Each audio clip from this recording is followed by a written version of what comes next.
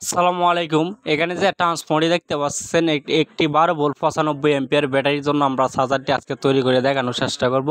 তো তো ভিডিওটি অবশ্যই কন্টিনিউ করে দেখতে দাও, আশা করি বিষয়টা ক্লিয়ার হবেন। আর এই চার্জারটি প্রায় এক সপ্তাহ আগে তৈরি করে দিয়েছি, কিন্তু কমপ্লেন আসে নাই, সুন্দরভাবে চার্জ হইতেছে। সোজা সোজা একটি বাংলা চার্জার আজকে তৈরি করে দেখানোর চেষ্টা করব। সহজ যেভাবে চার্জারটি আমি তৈরি করছি, এই ভিডিওটি ফলো করলে অবশ্যই চার্জারটি তৈরি করতে পারবেন। এখানে আমরা 4 পিস ডায়োড নিচ্ছি, 10 এম্পিয়ারের ডায়োড। তো এরকম 10 এম্পিয়ার ডায়োড নিয়ে নিচ্ছি আমরা 4 পিস। এটি দিয়ে আমরা এসি থেকে ডিসি কনভার্ট করব। আর এখানে দুইটি ক্যাপাসিটার ব্যবহার করব আমরা ফিল্টারিং হিসাবে ক্যাপাসিটারগুলো। তো প্রথমে আমরা কেসিং যেটা নিচ্ছি, একটি পুরাতন কেসিং ছিল আমাদের, এই কেসিংটি পুরাতন আমরা নিয়ে নিচ্ছি। আর এসি সকেটও আমাদের এখানে আছে অ্যাডজাস্ট করা লাগানো। প্রথমে আমি ট্রান্সফর্মারটি কেসিং এর সাথে সুন্দরভাবে অ্যাডজাস্ট করে নেব।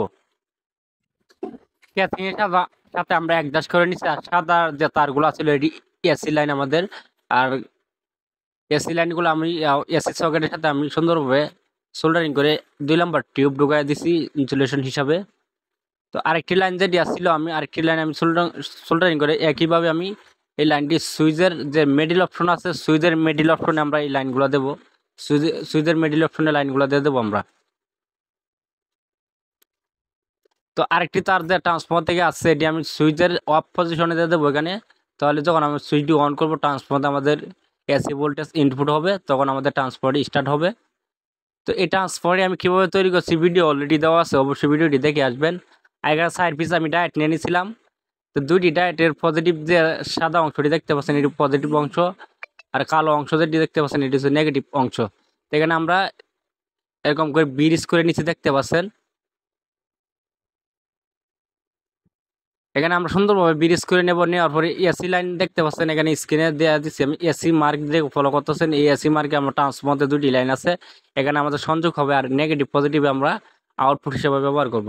আর ক্যাপাসিটার ব্যবহার করছে যে 1500 ইউএফ 50 ভোল্টের দুটি ক্যাপাসিটার। এটি সিরিজ কালেকশন হবে, এখানে প্যারালাল কালেকশন হবে, সিরিজে আমি কালেকশন করব। তো এই ক্যাপাসিটারগুলো আমি পুরাতনই আসছিল আমার থেকে, এই ক্যাপাসিটারগুলো আমি ব্যবহার করতে। আর এই ক্যাপাসিটারটি মার্কেটে আমার 10 থেকে 15 টাকা হতে পারে। আর এরকম ট্রান্সফর্মার প্রয়োজন হলে অবশ্যই নেবেন আমাদের থেকে। আমাদের থেকে অ্যাভেলেবেল চার্জারের জন্য ট্রান্সফর্মার পাবেন 200 এম্পিয়ার, 195 এম্পিয়ার, 35 এম্পিয়ার, সব ধরনের ট্রান্সফর্মার পাবেন। থেকে আমরা এইভাবে কালেকশনটি আমরা করে নেব। তো ক্যাপাসিটার থেকে আমি পজিটিভ নেগেটিভ আমি ব্যাটারি চার্জ দেওয়ার জন্য দুটি তার বার করে নিচ্ছি এখানে।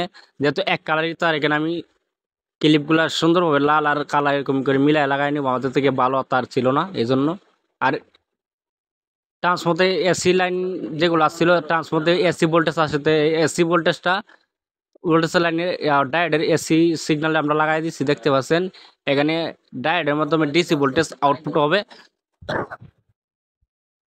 তো আমরা এরকম সুন্দর করে সোল্ডারিং করে দেওয়ার পর আমরা এখন ব্লু দিয়ে আমরা আটকাই নেবো ক্যাপাসিটারগুলা। তো এখানে আমরা ব্লু দিয়ে আটকাই নিচ্ছি এখানে। তো আমাদের চার্জারটি মোটামুটিভাবে কমপ্লিট। এখানে চার্জার এলইডি, সিগন্যাল এলইডি আমরা কিছু ব্যবহার করি নাই। এটা এই ব্যাটারি 4 থেকে 5-6 ঘন্টার মতন আপনি চার্জ দিলে ব্যাটারিটি ফুল চার্জ হয়ে যায়। তো এটি চার্জারটি সুন্দরভাবে চলতেছে, যেহেতু আমাদের সময়ের কারণে ভিডিওটি আপলোড করতে পারি নাই। তো এতক্ষণ আমাদের সাথে থাকার জন্য সবাইকে অসংখ্য ধন্যবাদ। আর এরকম চার্জার প্রয়োজন হলে অবশ্যই আমাদের সাথে যোগাযোগ করবেন।